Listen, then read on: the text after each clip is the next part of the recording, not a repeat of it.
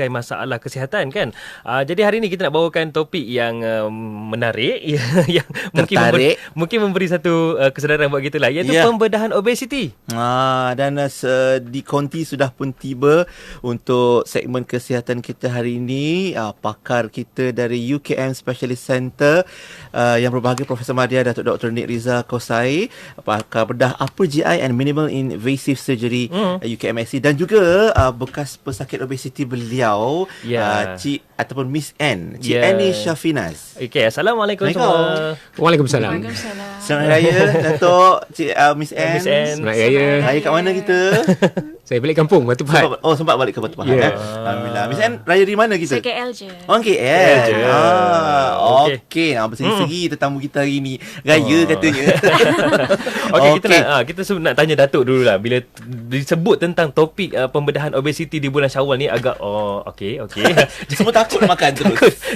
Jadi apa sebenarnya kita nak bicarakan tentang topik kita hari ni, sebagai pembedahan kita, obesiti. Itu pembedahan obesiti. Saya rasa topik ni amat tepat sekali, especially pada bulan Syawal ni. Kita baru habis alhamdulillah bulan Ramadan, berpuasa selama 30 hari. Dan topik sekarang ialah pemakanan, sebab bulan Syawal ni selalu kebiasaannya kita bandingkan dengan makanan, sebab banyak jemputan. Ramai orang jemput, so sekurang-kurangnya kadang-kadang sampai 3 ke 5 jemputan sehari. Kena pergi dah tu. Kena pergi. Satu jemputan sekurang-kurangnya kita kena makan satu pinggan. Letih minyak. Perjalanan tu letih makan. Betul. Cik alasan tu. Betul. So jadi kebanyakan orang kata diharapkan masa bulan Ramadan tu kita boleh hilang dalam 3 ke 5 kilo. Semoga yang defisit tu kita boleh ganti dengan makan bulan Syawal. Okey. Kita cover kodok gitulah. Ya, betul. Allah. Tapi masalahnya bulan Ramadan ni tak semestinya boleh hilang berat badan. Sebenarnya ada ramai orang naik berat badan. Bukannya hilang berat badan. Sebabnya satu adalah sebenarnya actually ikut logik. Dan dari segi prinsipal, kalau nak hilang berat badan, jumlah kalori yang kita ambil seharian mesti kurang daripada apa yang patut kita ambil. Mesti kurang. So contohnya, kalau tinggi tinggi 170 cm, you punya ideal weight dalam 70 kilogram. Campur tolak 2. Senang nak kira. So kalau 150, 50. So dikali 30 kilokalori, so bersamaan dengan dalam 2000 ke 2100 kilokalori per day. Ini adalah cukup untuk kegiatan aktiviti kita harian, seperti berjalan, kadang-kadang bersenaman sikit. Okey. So jadi kalau katakan bulan puasa, satu, you kurang bersenaman. Betul. Okey. Jadi walaupun tarawih malam. Betul. Tapi lepas tu moreh. Yes. Okay. Nombor 2, cara pemakanan you semasa berbuka puasa dan masa sahur. Itu adalah antara fakta yang amat penting. Jadi kalau you berbuka puasa selalunya minggu pertama, sebab kita tak biasa lagi, badan kita tak adaptasikan lagi dengan cara pemakanan pada bulan puasa. Selalunya kita akan cuba makan dengan cara yang biasa. Contohnya satu pinggan nasi. Okey. Dahlah badan kita sudah hypoglycemia, that means gula dalam badan kurang. Sebab kita dah berpuasa lebih kurang 12 jam. Betul. So bila kita makan, tiba-tiba makan dengan banyak dan laju, lepas tu minum bukan satu gelas, satu jug air tebu yang mengandungi banyak gula. Sekali satu jug tu. Jadi bila you minum benda yang berkarbohidrat, tiba-tiba gula dalam badan kita mendadak naik dengan cepat. Jadi untuk neutralkan, badan kita atau pankreas kita akan mengeluarkan hormon nama insulin. Jadi insulin akan spike dengan tinggi. So apa akan berlaku? Badan kita, gula dalam darah kita tiba-tiba akan kurang. Sebab insulin yang menyebabkan gula dihantar ke hati dalam bentuk glycogen dan dalam ke lemak dalam bentuk lipid. Okey. So bila tiba-tiba gula dalam badan kita rendah, especially ke otak, badan kita akan mengatakan tak boleh jadi ni. So kena tambah balik gula. So itu yang menyebabkan you akan makan tambah lagi. Itulah message yang disampaikan. So the idea is kalau boleh you makan sikit tapi kerap. Dalam masa 1 jam 2 jam lepas buka puasa itulah. So digalakkan you kalau buka puasa, sebab tu Rasulullah buka puasa dengan kurma. Just nak bagi sikit saja gula dulu, lepas tu minum, okey. Lepas tu bersolat, lepas tu beriadah dengan ahli keluarga supaya dia melambatkan cara pemakanan kita. So banyak faedah jika you makan sikit tapi kerap. Rasulullah pernah bersabda kalau makan punyah lebih lama sikit. Okey, dan bila makan suap dengan 3 jari. Sebab 3 jari sikit kan. Maksudnya apa yang dilakukan ataupun yang diajar oleh Rasulullah tu memang benar terbukti dalam perbuatan juga. Sekejap lagi mungkin Datuk akan kongsikan lebih jelas tentang makan sikit tapi kerap. Sebab apa kadang-kadang Datuk kita ni risau. Kita makan banyak sebab katanya nak cover, nanti nak puasa lama ni, nak tahan. Ataupun kita fikir tentang lepas ni nak buat kerja banyak ni. So we have to makan untuk cover. Tapi itu kejap lagi kita jelaskan. Cuma Miss Anne tadi kita tengok bila Datuk mula mukadimah tu kan, dia tersengih dengar apa yang Datuk kongsikan tentang pengambilan makanan dan sebagainya. Cuma kalau boleh dengan izin sekarang kita nak paparkan di Facebook Live kita pengalaman Miss Anne sendiri sebelum dan selepas. Jadi pada yang menonton di Facebook Live kita dapat saksikan ada 3 fasa. Mungkin Miss Anne boleh cerita sikit, ada 3 gambar tu, apa cerita? Adakah sejak bila mula gemuk ataupun sejak dulu? Silakan. Saya memang bismillahirrahmanirrahim. Saya memang gemuk daripada kecil. Memang chubby daripada kecil. Dari kecil. Memang keturunan sebelah ayah tu memang all the big sizes. Okey, baik. So bila satu tahap tu, bila berat badan saya dah cecah 120 kg tu, saya ada masalah tulang belakang. And then masa tu saya kena tahan wad, dan masa itulah saya dirujuk kepada Prof Datuk Nick. Baik. So yang 120 kilo tu sebelum saya buat pembedahan lah. Yang 87 tu itu 3 bulan selepas. Selepas pembedahan? 3 bulan selepas. Dan 77? 77 tu sekarang ni dah konsisten. Yes. Bagi yang menonton di secara live di Facebook ni, ini bukannya produk, jualan produk. Bukan. Ini apa yang dilalui sendiri oleh Miss Anne. Bagaimana pengalaman beliau menjalani pembedahan obesiti. Cumanya Miss Anne, apa yang berlaku sebenarnya? Kesedaran tu datang dari mana agaknya? Apa yang menyebabkan kesedaran tu? Okey, actually sebenarnya saya tak tahu pun ada bariatric surgery. Pembedahan ni. Masa tu saya macam reda je lah. Okey, gemuk. Bukannya tak pernah usaha untuk turunkan berat badan. Pernah diet sendiri, pernah ambil pil diet, macam-macam apa jenis semua semua program saya masuk. Even though untuk program turunkan berat badan yang exercise semua saya masuk. Badan dia tak turun. Dia macam dalam mak tepu kat situ. Mak tepu. Okey, baik. And then masa saya dah masuk hospital sebab sakit belakang, dan separuh daripada sebelah badan saya dah tak ada function. Saya dah rasa kebas. Allahuakbar. So masa tu saya masuk ward. Apa kita panggil mild stroke ataupun macam mana? Kesan apa tu sebenarnya tu? Kalau sebelah badan disebabkan obesiti tu. Sebab saya ada problem pada spinal saya. Itu punca daripada obesiti. Boleh jadi punca dari obesiti. Dia ada masalah slip disc. So bila rawan di antara dua tulang belakang, dia dah sebab berat sangat. I see. So jadi disc dah slip ke belakang, dia akan menekan urat saraf yang besar, spinal cord kita. Itu yang menyebabkan sakit, dan kalau teruk sangat boleh jadi kebas dan lumpuh. Terkesan juga pada saraf. Dan berpunca juga dari obesiti. Kejap lagi kita nak tanya Miss Anne lah, pembedahan apa sebenarnya yang dilakukan terhadap diri Miss Anne, dan jadi insyaAllah sebentar saja lagi. Dan apa bentuk pembedahan tu, prosedurnya Datuk pun akan kongsikan bersama. Jangan ke mana-mana, sebentar lagi insyaAllah Prof Mahdi, Datuk Dr. Nick Rizal Kosai dan juga Miss Anne akan bersama kita untuk segmen kesihatan. Kepada anda, terus ajukan soalan di WhatsApp 01129004 004. Terus dengar Warna Pagi, IKIM FM, pilihan utama anda.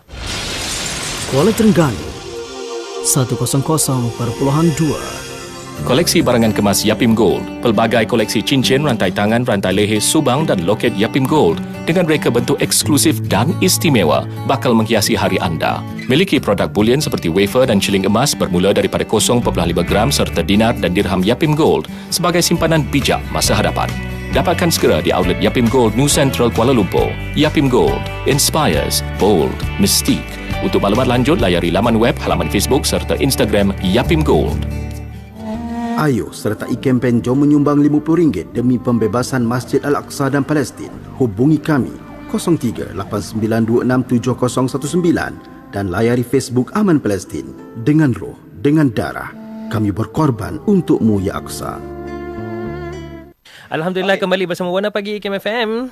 Ya, pilihan utama anda, segmen kesihatan yang kita bawakan di radio dan juga live Facebook kita, cerita tentang pembedahan obesiti. Dan Datuk mungkin nak kongsi, nak cerita sikit lah sebelum cerita tentang prosedur pembedahan bariatik ataupun pembedahan obesiti ni. Macam mana Datuk tengok kita punya pemahaman kita bahawa kita kena makan banyak supaya tahan? What do you think about tabiat makanan kita? Sebenarnya you tak perlu makan banyak untuk memberi tenaga bila you puasa 12 jam. Sebab badan kita adalah store kepada tenaga.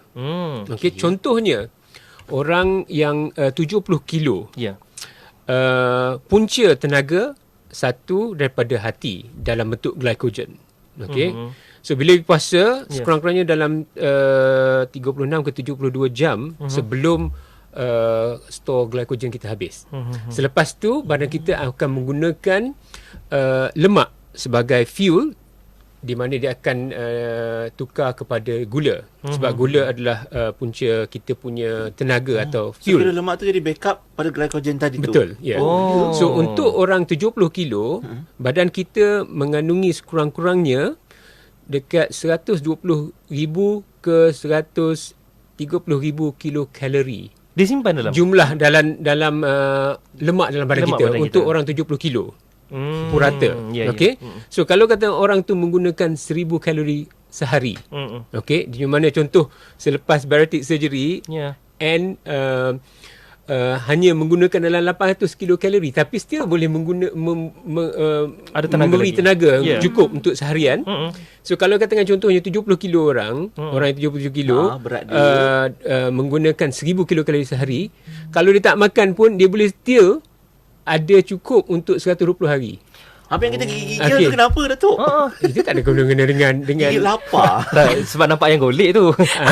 yang tu nanti lain cerita sikit. Lain cerita sikit. So jadi yang ketiga, bila kandungan lemak dalam badan kita sudah habis. That means dah guna 120 hari sebanyak 1,000 kilokalori. Akhirnya dia akan menggunakan protein. That means daripada muscle kita. Di sinilah kita panggil terminal starvation, di mana kes-kes di mana seperti di Ethiopia yang kanak-kanak macam skeletonized. Okay. Tapi ini dah terminal, di mana sebab bila kita dah guna protein, kita punya otot pun dah tak kuat. Otot penting untuk jantung, denyutan, untuk pernafasan. So bila sampai tahap ni, tunggu masa untuk meninggal dunia je lah. Kecuali you Okey, Miss Anne, bagaimana kaedah yang digunakan terhadap Miss Anne dan bagaimana mula-mula bukan prosedur lah mungkin dari segi consultation-nya sampailah proses macam mana boleh setuju tu? Masa tu saya dalam buat spinal di HUKM tu, and then tim Datuk Nick datang bagi consultation lah. Dia terangkan prosedur-prosedur yang ada untuk bariatric surgery. So yang diperkenalkan untuk saya, sebab bersesuaian untuk saya, kes saya adalah bypass. Bypass tu is pendekkan usus. So macam bila saya memula tu, saya takut jugalah sebab saya tak pernah dengar tentang perkara ni semua. And then saya buat research. Saya buka YouTube apa semua, saya tengok macam mana prosedur, and then saya tengok dia punya feedback pada semua orang-orang yang pernah buat. So bila saya tengok feedback dan dia punya outcome tu sangat memberansangkan, so memang dalam masa 1 hari je saya dah buat keputusan. Terus setuju? Saya terus setuju, and then terus buat pre-workout pre-op workout tu macam saya kena buat check sleep test kan Datuk sleep test. Saya kena buat macam-macam test lah untuk tengok keadaan badan saya. And then dalam masa sebulan tu saya terus buat operation. Sebab base pada saya punya masalah tulang belakang lah. Sebab saya masa tu dikendaki untuk operation tulang belakang. So memang quite express jugalah bagi kes saya. Maknanya which come first, bypass bariatric ni dulu ataupun pembedahan untuk bypass dulu. Sebab saya kena turunkan dulu berat badan saya sebelum saya untuk buat operation tulang belakang. Dan sekarang ni semua okey alhamdulillah. Alhamdulillah. And then life quality apa semua better lah. Semakin baik. Saya dah boleh masuk gym, saya boleh buat zumba, saya boleh buat apa pun sekarang ni. Okey, ada zealous. Ada kesan tak terhadap selera makan selepas pembedahan? Selera makan tetap macam tu. Ada selera makan pada semua apa yang saya suka boleh makan. Saya boleh makan tapi saya makan sedikit je. In the small portion tapi saya makan kerap. Okey, dengar tu. Kita cuba tengok macam mana tabiat yang kita biasa amalkan Datuk dalam pengambilan pemakanan kita ni. Kadang kerap pun kerap, banyak pun banyak. Itu yang memang macam-macam lah penyakit datang dan sebagainya. Dan kalau kita cerita tentang prosedur bariatric ataupun pembedahan ni, mungkin Datuk boleh ceritakan sikit macam mana proses pembedahan tu. Macam mana apa yang berlaku sebenarnya? So jadi prosesnya ialah kita start pada mula-mula. Saya. Okey. So pesakit yang kita dapat yang saya jumpa di klinik kebanyakan di-refer daripada pakar-pakar lain sebab obesiti bukan saja masalah satu-satu masalah. Selalunya majoriti lebih daripada 99% majority patient yang ada obesity sudah ada masalah yang seperti masalah reflux, sakit ulu hati sebab obesity, kencing manis tanpa kawalan, sakit belakang, ni antara referral yang paling common sekali kita dapat. Hati bengkak, tidur berhenti bernafas, kita panggil obstructive sleep apnea. Ni antara sebab utama orang meninggal dunia masa tidur. Amat bahaya kes macam ni. Okey, dan sekurang-kurangnya obesiti menarik 65 masalah perubatan yang besar dan 108 masalah perubatan yang kecil. Okey, so bila kita jumpa pesakit di klinik, majoriti pesakit ini sudah cuba sekurang-kurangnya 3 bulan ke 6 bulan cara konservatif seperti diet dan exercise. Dan kadang-kadang kita bagi ubat juga dan dah tak berjaya. So bukannya kita jumpa terus buat operation. Okay. So bila kita counsel pesakit, nombor 2 ialah kena memenuhi kriteria untuk pembedahan. So kriteria adalah dia ada 2 kriteria, WHO atau kriteria Asia. So kita menggunakan Asian kriteria di mana BMI recommendation ialah 30 ke atas dengan adanya masalah perubatan tanpa kawalan. Tapi di recommended juga jika BMI 27.5, jika ada masalah metabolik yang amat teruk seperti kencing manis yang dah tak berjaya dan tanpa kawalan, walaupun pesakit dah ambil 2-3 jenis ubat. Okay. Atau BMI 37.5 ke atas, 7.5 ke atas tanpa masalah perubatan. Kalau untuk pure obesity saja, 32.5 ke atas kalau ada masalah seperti kencing manis darah tinggi. Okey. Tapi kalau kita nak buat surgery yang kurang daripada 32.5 ke bawah, kena ada indikasi yang betul-betul kuat, dan kita akan buat baru kita buat operation. So selepas kita counsel, kita akan admit pesakit untuk buat pre-op investigasi supaya kita nak make sure that kita pilih pesakit yang betul untuk buat operation yang sihat dan optimize sebelum pembedahan, dengan kita panggil dietitian untuk memberi nasihat dari segi start 800 kilokalori very low calorie diet. That means susu saja untuk 2 minggu sebelum operation. Tujuannya lah untuk kecilkan hati dan sebab hati. Bukan sebab orang tu sakit hati. Sebab hati pesakit semua dah ada fatty liver. Ya ke? Fatty liver adalah amat membahaya. Dan juga kalau dari segi teknikal untuk buat operation memang susah sikit lah sebab hati besar. Jadi ruang yang kita nak buat operation tu pun jadi kecil. Jadi tak banyak space. So kalau hati kecil, ruang besar, operation pun senang, efisien dan risiko pun kurang. So lepas tu kita lepas buat pre-op, lepas tu baru kita pilih operation yang mana. Sebab sekurang-kurangnya ada 15 ke 20 options of operation yang ada di dunia ni. Okey, tetapi operation yang dua paling common sekali ialah satu sleeve gastrectomy. Daripada baju besar kita kecilkan macam sleeve baju, jadi lonjong kecil. Okey. Bukan. Yang tu kita kecilkan perut, kita perut di 80% perut dibuang, so tinggal 20% sahaja. Boleh di-adjust macam dalam gambar ni Datuk yang dalam gambar tu itu sleeve. Okey. Sleeve lah. Maknanya tinggal mana perutnya tu? Yang 20% saja. 80% daripada perut tu dibuang. Maksudnya kapasiti makanan yang masuk tak banyak lah. Jadi kalau you 1/5 lah daripada 100%. So kalau dulu you makan satu pinggan nasi, satu pinggan nasi dengan lauk banyak dengan kari semua, dekat boleh sampai 800 kilokalori. So you ambil 1/5 dan you makan kerap lah. So dulu makan 3 kali sehari dengan banyak. Lepas operation you makan 1/5 pinggan nasi, mungkin dalam 5 ke 6 kali sehari. Tapi itu sebagai main meal lah. Yang perantaraan tu you boleh ambil biskut sikit dan minum. Dengan cara macam tu insulin pun tak spike tinggi. Okey, baik. Nombor dua, selera you pun berkurangan sebab ada hormon dalam badan kita nama ghrelin yang menyebabkan kita nak makan saja sebab perut kita mesti ada sesuatu dalam perut. Kalau kosong yang menyebabkan lapar. So bila you makan sikit dan kerap, perut tu jadi puas hati sebab dia ada makanan. Sentiasa ada tapi tak banyak. Tak banyak, tapi jumlah kalori yang ambil seharian masih rendah daripada apa yang you perlu ambil dengan sepatutnya. Jadi operasi yang kedua ialah gastric bypass yang mana Annie melalui. Kita buat bila tu 5 tahun lepas 2015. 3 tahun lepas lah. So dia maintain lagi berat badan dia. So operation ni bukan saja kecilkan perut, tapi dia lintah pintaskan supaya penyerapan especially gula dan lemak kurang. So operation ni selalu kita buat kalau orang tu ada kencing manis dan kalau orang tu reflux yang teruk.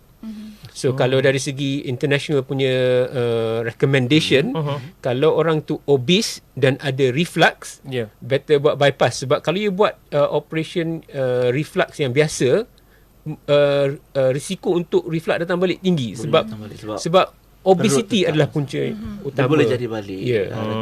Itu dua yang common lah yang kita sebutkan yang biasa dilalui untuk proses pembedahan menangani obesity. Sekali lagi kita nak tanya pula dengan Miss Anne pengalaman selepas lah pasca pembedahan tu macam mana beza dengan sebelumnya, dan juga Datuk mungkin akan perincikan lebih lanjut cerita-cerita tentang option-option yang lain, contoh-contoh yang boleh kita lalui, dan sahabat-sahabat kita pun dah mula bertanya, katanya macam-macam program dah cuba tapi tetap melebar Datuk. Apa caranya kita akan kongsikan sebentar lagi. InsyaAllah. Ini memang semua tahan sarapan ni, tak sarapan pagi ni sebab nak dengar Datuk dan Miss Anne. Itulah bila sebut tentang perut di-adjust tadi tu, dah boleh lah lepas ni merancang untuk raya tahun depan. InsyaAllah. Boleh insyaAllah. Jangan mana terus dengar Warna Pagi di IKIM FM. Pilihan utama anda. IKIM FM. Bila ditanya kenapa beli takaful, ramai kata mudahkan waris, teruskan kehidupan.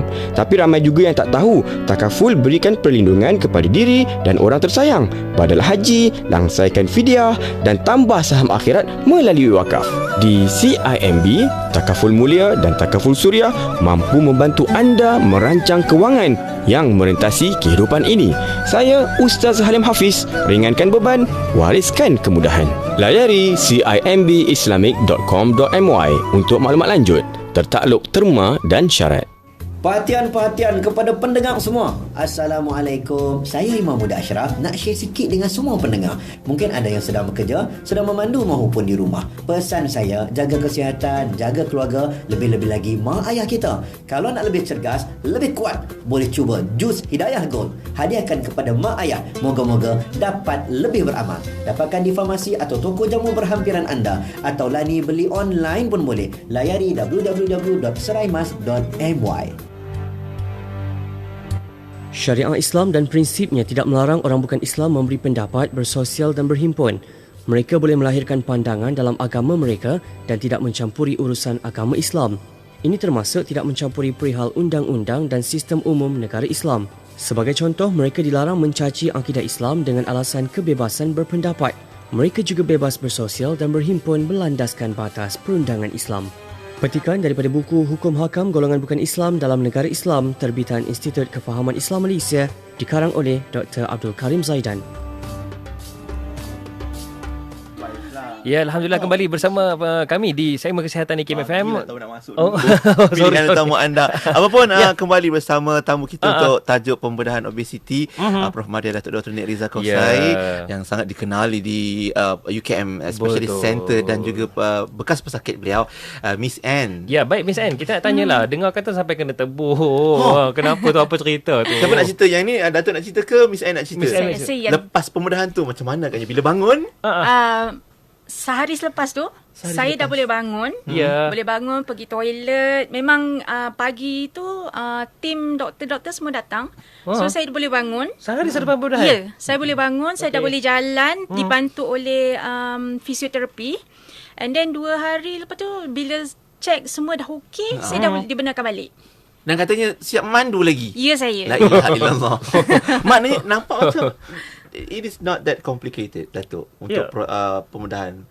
Tadi bypass lah kiranya. Bypass. Pembedahan tu macam mana tu kaedahnya tu? Tapi sebagai as an expert, of course tak nampak complicated. Tapi that's why untuk jadi pakar super specialist, especially mengambil masa at least 10-12 tahun untuk practice. Untuk memahirkan tu. Dan sebab kita buat dekat sekurang-kurangnya 250 kes tahun dekat UKM. But it sounds banyak. Nampak macam begitu mudah. Memang mudah ke Datuk rasa proceeding? Sebab ramai yang takut kalau fikir kata nak buat pembedahan ni akan kena potong, slice dan semua tu. Datuk rasa macam mana? So alhamdulillah sebab sekarang ni lebih kepada awareness. Jadi kesedaran semua pun dah tahu. Dan kita kena faham sains dan perubatan sudah evolutionize, dan evolve. So sekarang ni teknik-teknik moden jarang sangatlah kita kena buka belah yang besar. So sekarang ni kita guna tebuk lubang kecil saja. Satu luka melalui pusat jadi tak nampak, itu 1 cm, yang lain 5 mm. Okey. 5 mm. Tapi kalau BMI yang kurang daripada 35 dan pesakit ni betul-betul disiplin sebelum operation, di mana hati pun dikurangkan saiz sebab ambil susu dengan betul, kita boleh buat guna single incision. That means actually scalar surgery. Sebab satu lubang melalui pusat sahaja.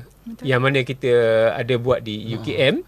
Jadi lepas operasi tak nampak luka pun. Sebab satu lubang kat pusat. Sebab kat pusat tak nampak kan? Tahu-tahu dah kurus. Tetapi itu hanya dalam 5% pesakit lah. The majority pesakit semua kita guna sekurang-kurangnya dalam antara 3 ke 5 mm lubang kecil. Oleh sebab itu bila kita panggil minimally invasive surgery, sakit pun kurang, recovery cepat, dan pulang balik ke kerja pun cepat. Baik Datuk, berapa lama tempoh pembedahan tu? Bergantung kepada jenis pembedahan dan bergantung kepada saiz pesakit dan bergantung kepada pesakit pernah buat operation lain tak sebelum ni, dan bergantung dengan ada masalah lain tak, seperti kalau ada angin pasang, ada batu empedu, kalau orang tu ada reflux yang di mana hiatusnya kita kena repair sekali, so dia akan menambahkan masa. Tapi kalau yang straightforward case, dalam 1 jam untuk sleeve, dalam 2 jam ni straightforwardnya case, paling cepat sekali dalam 2 jam. 2 jam untuk sahaja? bypass. Tapi kalau yang terlalu besar, pesakit yang paling besar kita pernah buat di UKM ialah 327 kilo. So patient macam ni kita tak boleh buat operation terus sebab terlalu besar dan risiko tinggi. So kita yang kes ni kita admit pesakit selama sebulan dulu. Ini kes yang exceptional lah. Jarang-jarang sangat berlaku. Kita start patient on very low calorie diet, 800 kilokalori, patient hilang dekat 70-80 kilo. Lepas tu kita buat operation. So alhamdulillah sekarang patient ni dah boleh pergi gym, di mana sebelum ni dia dekat lekat dalam bilik, dia tak boleh keluar bilik selama 3 tahun. Umur baru 31 tahun. Pesakit ni.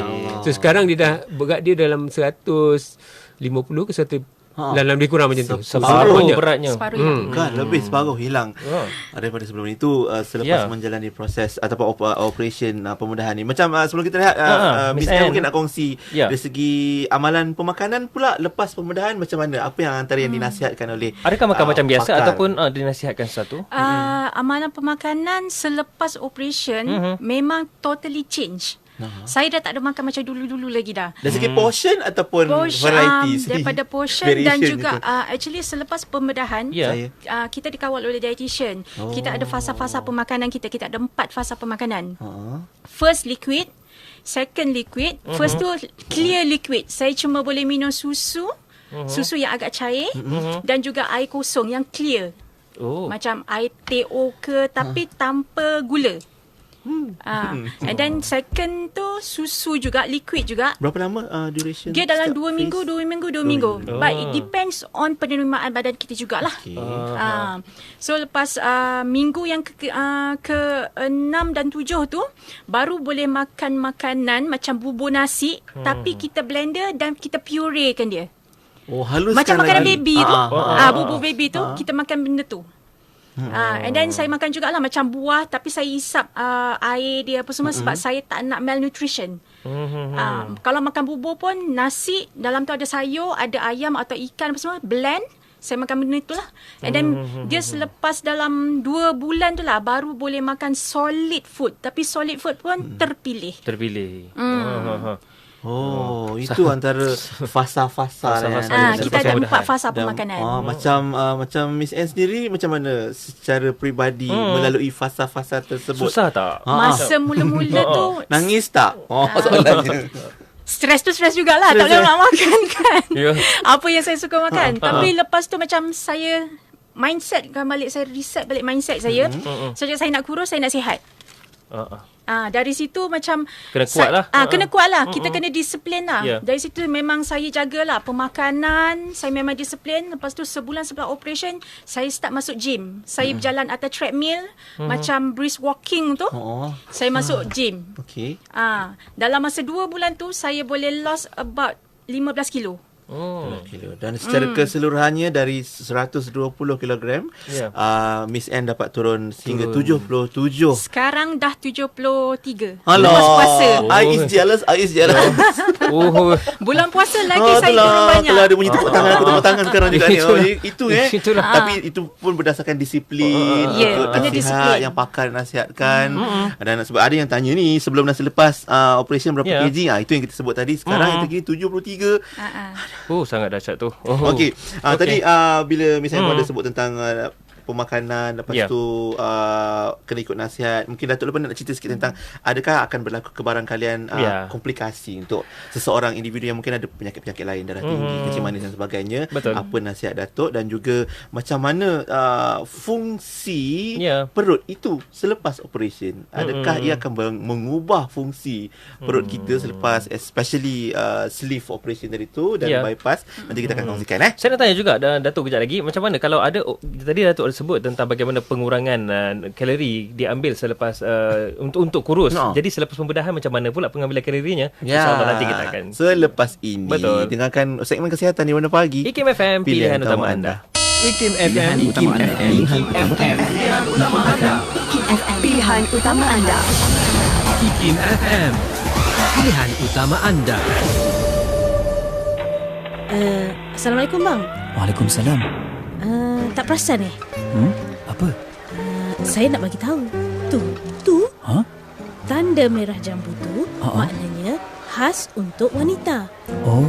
Jadi kalau abang naik kereta api ke, komuter ke, kalau nampak tanda merah jambu dengan tertulis coach untuk wanita sahaja, faham lah ya. Bukan apa, takut nanti kena halau keluar pula. Kan malu? Pesanan peka dan prihatin ini dibawakan oleh IKIM FM. Jadilah pembayar cukai bertanggungjawab. Lapor, hantar dan bayar secara online. Mudah, tepat dan selamat. Bayar cukai pendapatan melalui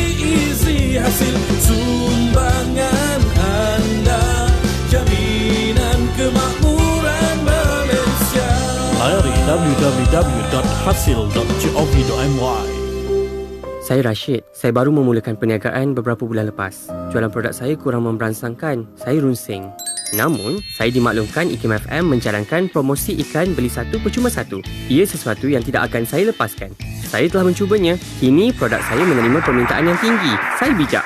Jadilah seperti saya. IKIM FM menjalankan promosi iklan besar-besaran bermula 1 April hingga 30 September 2018. Beli satu pakej iklan percuma satu serta tawaran diskaun sehingga 90%.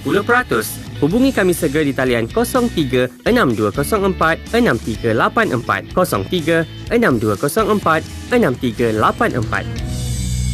Warna Pagi IKIM FM diwarnakan oleh Islamic Relief Malaysia. Tahukah anda dengan RM300 anda mampu membantu melakarkan senyuman di wajah mereka yang memerlukan? Jadi mari laksanakan korban bersama kami di Islamic Relief Malaysia. Hubungi 03 8926 3434 atau layari islamic-relief.org.my untuk maklumat dan bantuan. Fikir kemanusiaan, fikir Islamic Relief. Masih lagi bersama dengan Profesor Madia, Datuk Dr. Nik Reza Kosai dan juga Cik N Syafinas untuk kita bicarakan pembedahan obesiti. Aduh, seronok tanya macam-macam masa off air. Kita tanya lagi bertubi-tubi Miss N dengan Datuk especially khususnya tentang tabiat pemakanan lah Datuk sebab sekarang musim raya inilah memang kita kena jaga betul-betul. Cuma itulah bila dah kita jalani pembedahan ni Datuk, fungsi perut kita adakah akan berubah, bertukar atau bagaimana?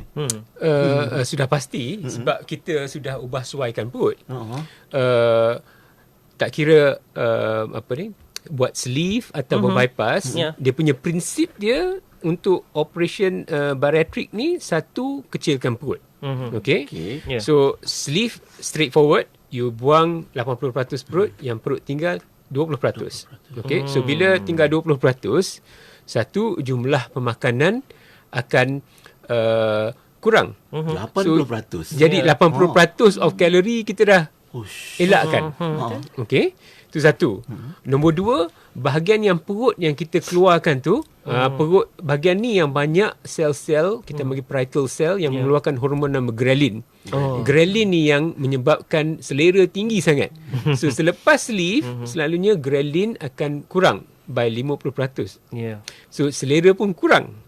Okay. Nombor tiga, kalau ikut fizik, lagi kecil atau narrow diameter perut, lagi tinggi pressure dalam perut.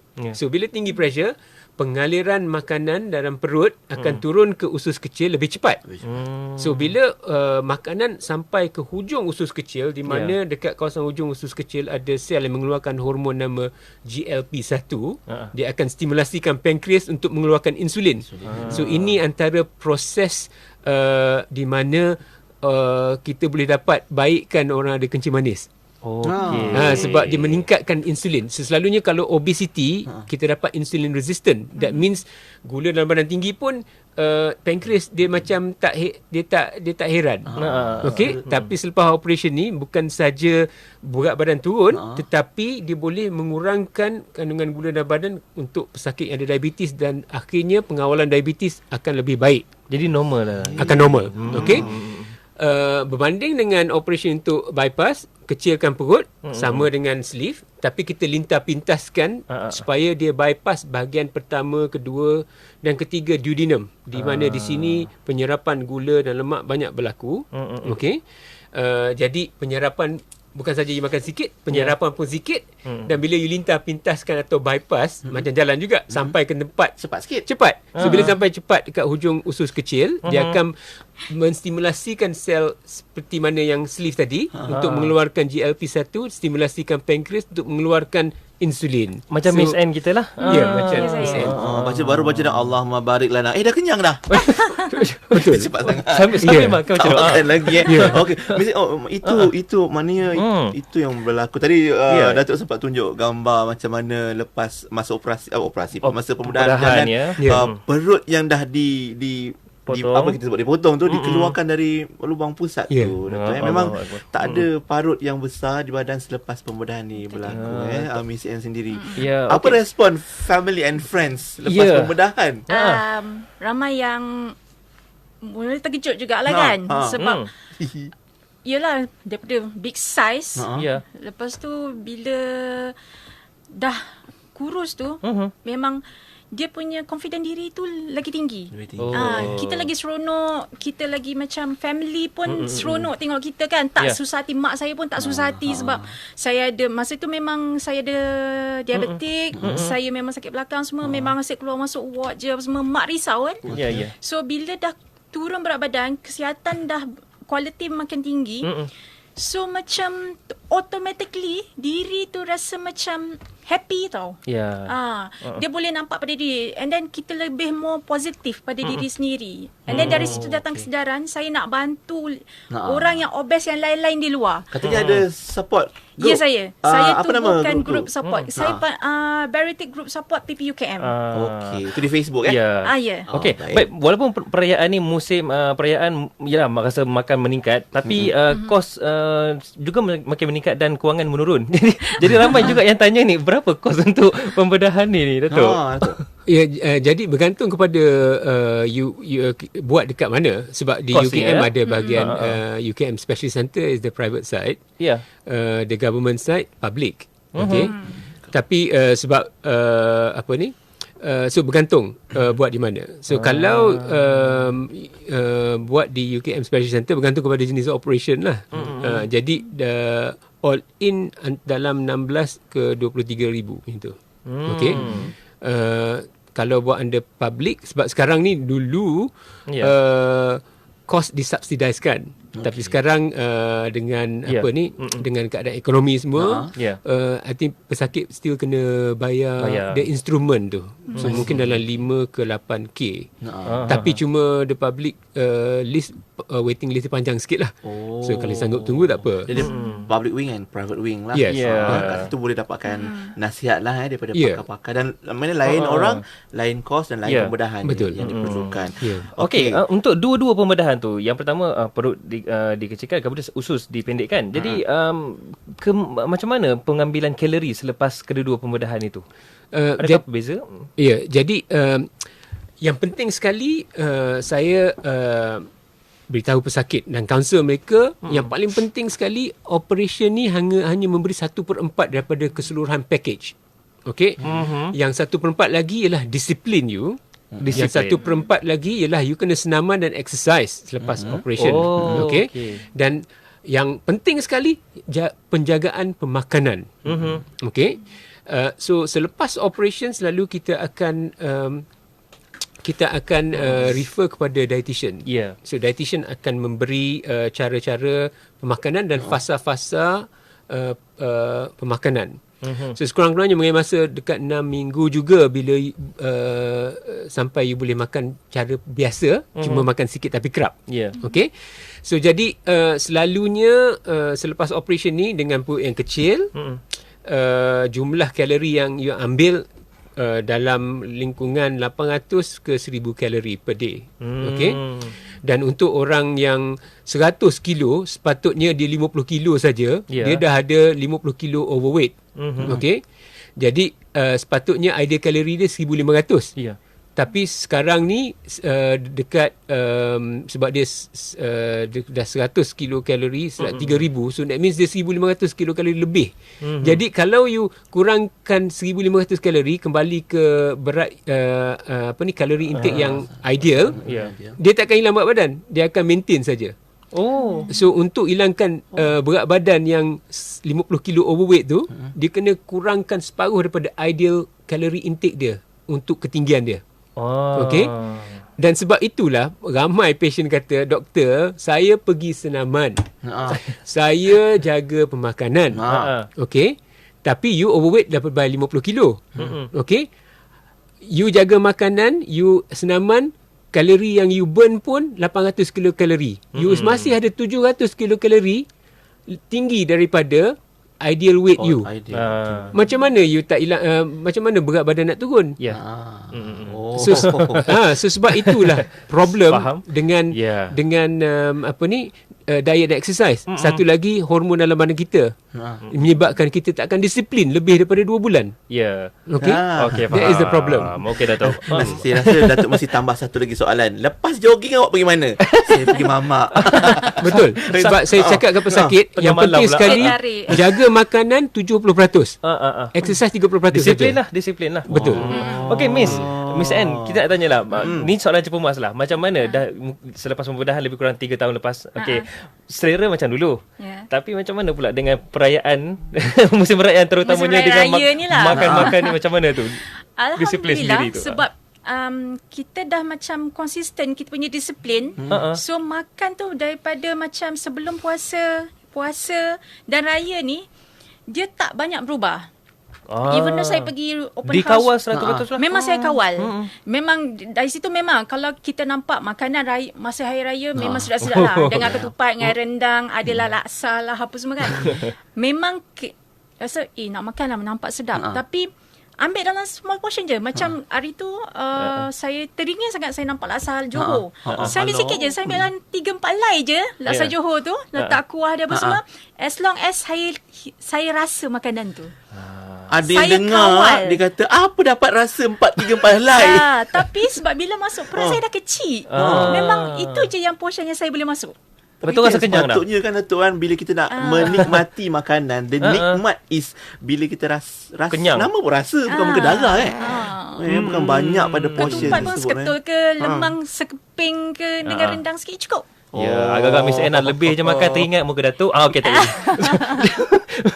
Boleh macam tu Okey, apapun kita berehat kejap lagi mungkin ada nasihat. Pesanan daripada Datuk dan juga Miss Anne pada sahabat-sahabat kita khususnya dalam amalan pengambilan makanan kita dan juga mengawal obesiti. Dan ada satu soalan yang menarik juga di Facebook ni Datuk yang bertanya berapa berat minimum untuk seseorang yang menjalani pembedahan ini. Selepas tu berapa berat minimum yang mereka boleh capai lah insya-Allah. Sebentar lagi di Warna Pagi IKIM FM, pilihan utama anda. Assalamualaikum adik kakak. Pakak-pakak marilah dengar Radio IKIM. Radio IKIM Kelantan 89.8. Kalau adik kakak dengar Radio IKIM ni boleh beki perangai, boleh beki PA, boleh beki email. Pakak marilah adik kakak ni pesanan daripada ambo, Cikgu Wali daripada Sekolah Menengah Sering Kota Baru Kelantan. Radio IKIM, pilihan utama adik kakak ambo semua. Bila ditanya kenapa beli takaful, ramai kata mudahkan waris teruskan kehidupan. Tapi ramai juga yang tak tahu takaful berikan perlindungan kepada diri dan orang tersayang, badal haji, langsaikan fidyah dan tambah saham akhirat melalui wakaf. Di CIMB, Takaful Mulia dan Takaful Suria mampu membantu anda merancang kewangan yang merentasi kehidupan ini. Saya Ustaz Halim Hafiz, ringankan beban, wariskan kemudahan. Layari cimbislamic.com.my untuk maklumat lanjut, tertakluk terma dan syarat. Sukar untuk mendapatkan produk-produk keluaran IKIM di pasaran? Kini layari www.ikimniaga.my untuk mendapatkan buku-buku, CD, DVD keluaran IKIM serta perkhidmatan perundingan dan sebagainya. Hanya dengan satu klik, produk IKIM menjadi milik anda. Layari www.ikimniaga.my hari ini. Alhamdulillah kembali bersama kita bincangkan segmen kesihatan di Warna Pagi IKIM FM, pembedahan obesiti. Ada yang bertanya, boleh saya tanya? Tanya cepat. Dia nak pilih ni sebenarnya. Kita di pusingan terakhir bersama Prof. Datuk Dr. Nik Rizal Kosai dan juga Miss Anne, bekas pesakit obesiti dan juga sekarang bersama support group untuk bagi motivasi pada sahabat-sahabat kita yang nak kurus dan sihat. Cuma Datuk, ada kita teringat juga pesan Tun Dr. Mahathir pernah sebut pasal makan biar berpada, jangan berlebih sebab perut boleh stretch. Is it true that perut kita boleh stretch walaupun lepas menjalani pembedahan? Betul, sebab itu sebab saya nasihatkan pesakit operation ni 1/4 daripada package. Antara package yang penting sekali 1/4 ialah cara pemakanan selepas operation.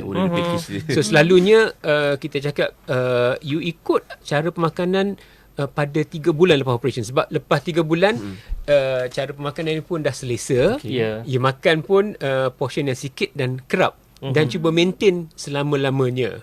Okay? Dan you akan maintain berat badan. Sebab kalau you start paksa makan lebih, of course perut ni elastik.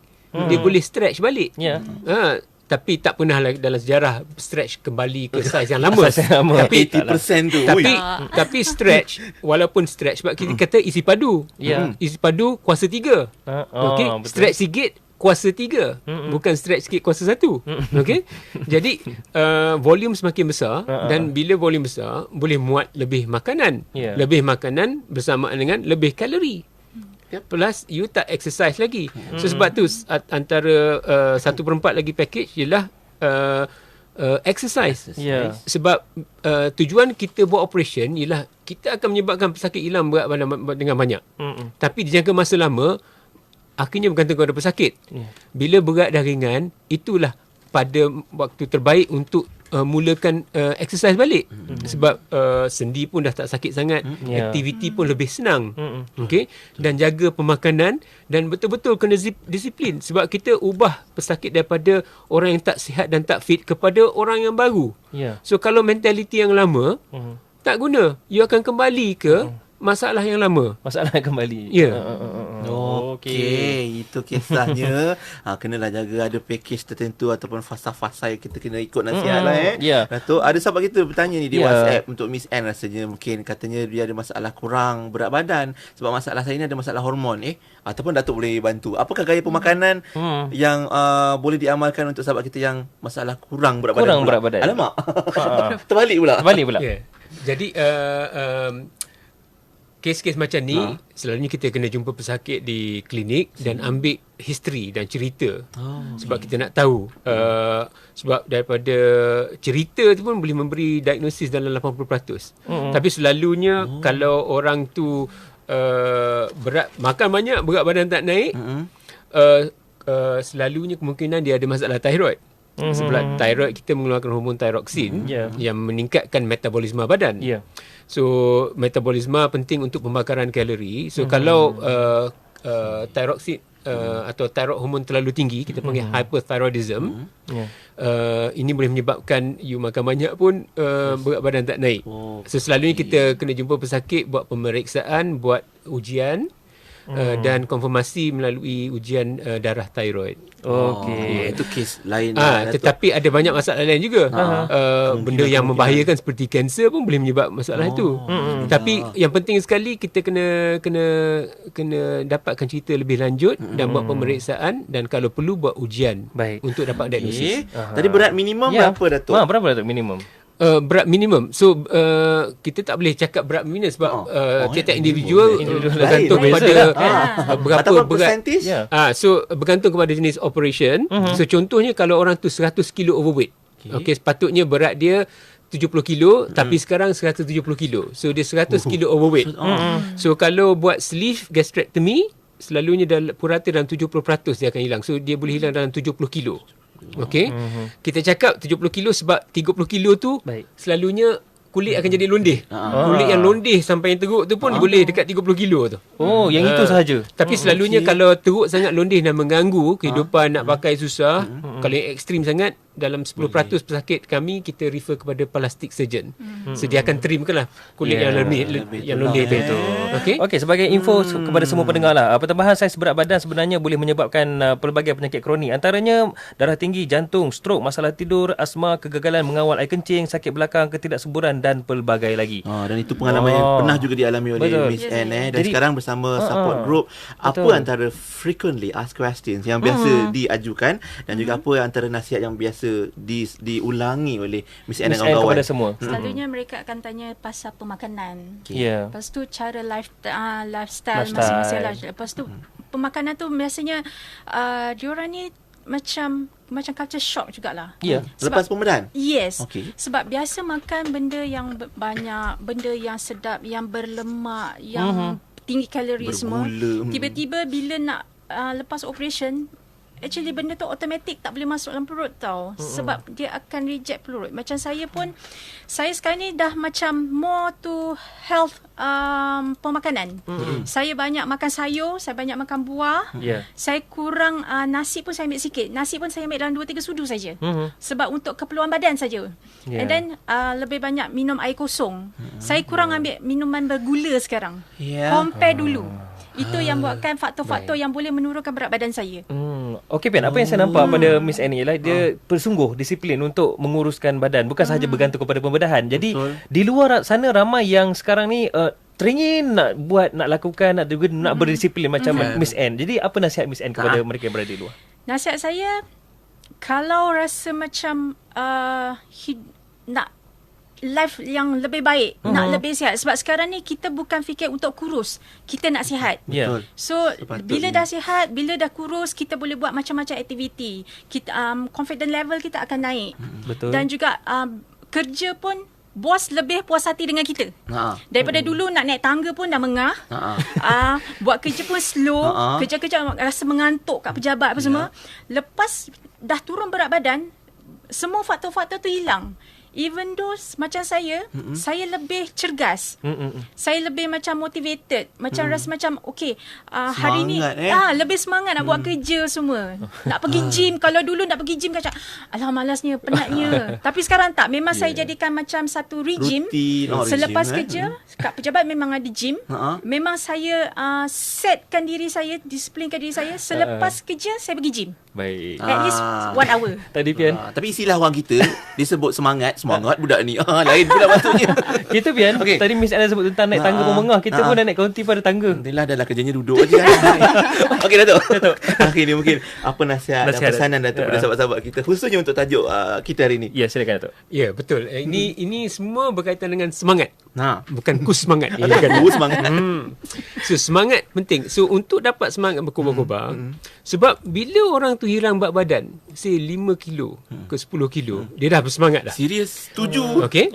So yang penting sekali, kalau you dah overweight, that means BMI you kalau ikut kriteria Asia 23.5 ke 27.5, you cuba kurangkan berat badan sekarang.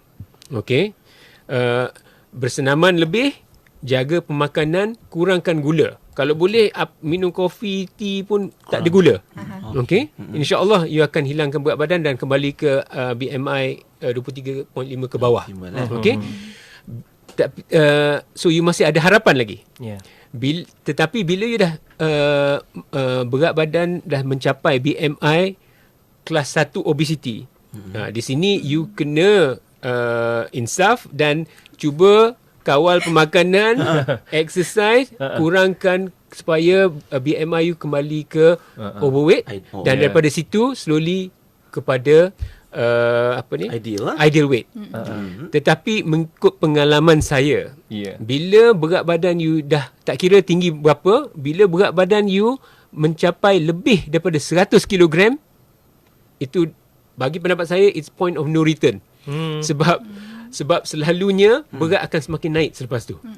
Sebab satu, berat badan terlalu besar untuk aktiviti.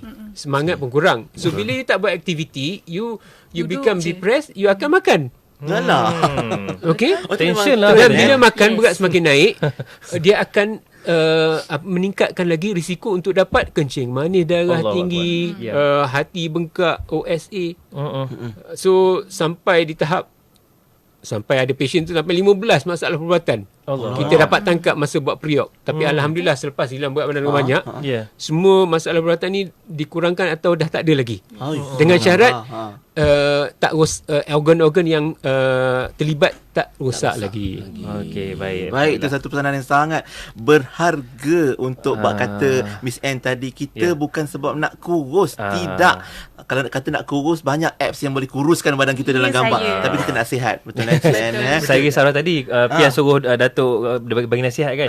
Nasib baik tak disentuh juga tentang pengambilan makanan ketika rumah terbuka ni. Itu pun kena kita amalkan mula dari sekarang. Sebab nama pun nasihat supaya sebab kita nak sihat. Okay, baik, terima kasih banyak-banyak kita ucapkan kepada Datuk Dr. Nik Rizal Kosai dan juga Miss Anne atas perkongsian hari ini.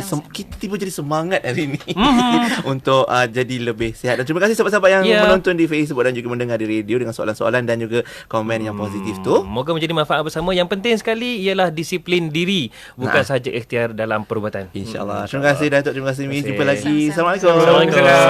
Okey, dan terima kasih juga UKM Specialist Center yang membawakan tamu kita hari ini. Dan kita berehat seketika, kembali bersama Hadari dan Pian selepas ini di Warna Pagi. IKIM FM, pilihan utama anda.